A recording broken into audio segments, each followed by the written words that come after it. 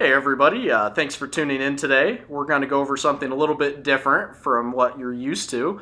We'll be talking about Denver and Rio Grande Western number 346, the C19 locomotive. Calls the Colorado Railroad Museum home. So as of 2023, February 18th in particular, 346 is down for her 1,472-day federally mandated inspection, and we will be running through the process of removing her steel cab that was put on by the Colorado Southern Railroad. And to start with any large job, we went over the job briefing to make sure everybody was safe and knew what was going on at the beginning of the afternoon.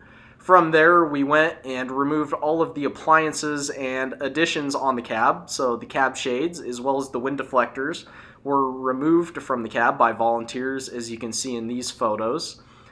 From this point, we put the forklift in position above 346's cab. So the plan here was to put the forklift above and run straps through the windows of the cab. As you can see here, they're starting to put the forklift in place as well as the lifting straps. So the crew here is getting ready and they are figuring out exactly where to put each of the straps in place. This is a steel cab, so lifting it straight up, fortunately, nothing would happen. The cab would not flex and fall apart as a wood cab could possibly. And this is because this is the steel cab that was put on 346 in the late 1930s after her unfortunate accident on Kenosha Pass on the Colorado Southern. So in these photos, you'll see they are lining up the straps in place to make sure when they lift the cab off the locomotive, it comes straight off and will not damage any of the appliances that are still there, such as the throttle or the boiler jacket, even though a lot of that will still need work. So from here, the locomotive will be slowly lifted, or the cab of the locomotive will be slowly lifted off of the frame. This was a bit of a slow process as a few bolts were hidden under caulking and weatherproofing what was put on in previous restorations decades ago. So there was a few things hanging the cab up that wouldn't let it come all the way off of the deck. However, as you can see here, everything was disconnected finally. All bolts were removed and cut what was necessary, and the cab is being removed off of the locomotive. Fortunately for the day's operations, everything went pretty smooth. We had an expert restoration crew out here working on this, guided by the two employees at the Railroad Museum, Jeff Taylor, who was expertly guiding our forklift, and Dusty Thompson, who was on the ground giving hand signals. And we had a few other folks. We had Cody, Paul, and Luke on the ground and on the locomotive, making sure everything was separated and supervising the lift. As for myself, I spent most of the afternoon behind the camera capturing these videos and images and was there to provide a hand when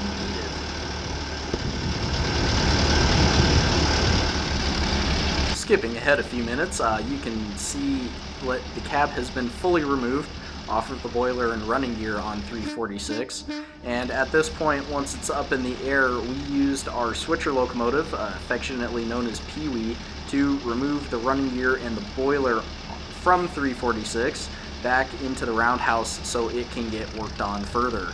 At this point, the cab would be lowered down to the ground as close as we could get it, and we would move it towards the back of the shop.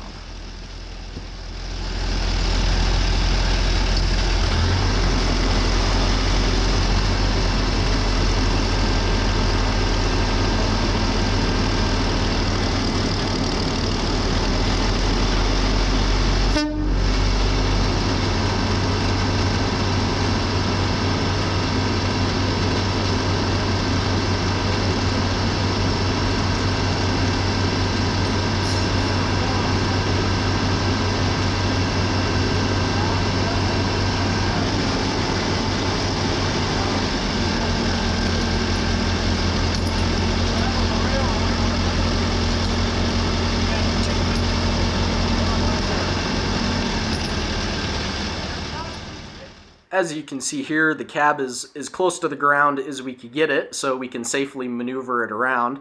As you can tell, everyone in all of the pictures who was working on this project was wearing proper safety equipment. eye protection, ear protection, as well as hard hats. And as you can see here, we are carefully moving the cab across the back of the museum lot behind the roundhouse, where it will rest until the restoration is complete.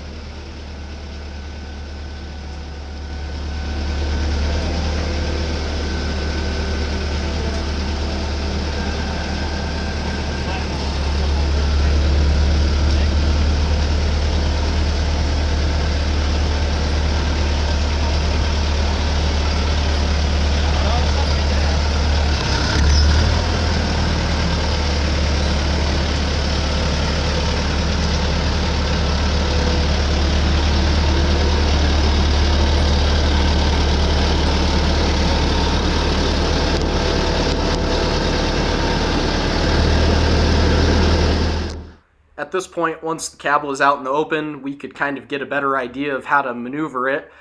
So we had a few folks on each side of the cab with guiding straps to make sure nothing was swinging.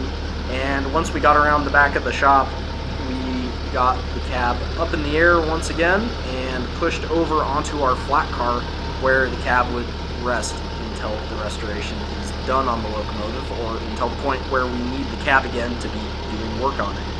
But it will sit back here for a little while where it's nice and safe.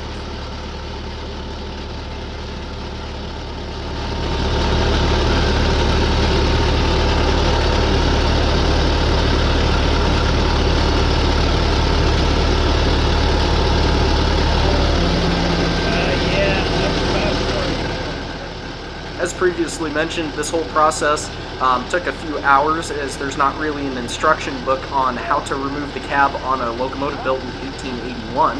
However, we did take a quick time lapse of the whole process to kind of show how the evolvement of the project went. So as you can see here, we started strapping up the cab and getting all the appliances removed, what all we needed to get off from there, and then slowly lifting. And then from that point, you can tell something was hung up on the front, and that's when we found the extra bolts and hardware hiding under the boiler jacket slightly. And once all that was removed, the cab could be continued to lift off of the boiler and the deck on the locomotive, and 346 was removed. We just want to thank everybody for tuning in today and taking the time to see how we removed the cab on D&RGW number 346. Updates will continue as the locomotive's restoration progresses. Thanks and have a good day.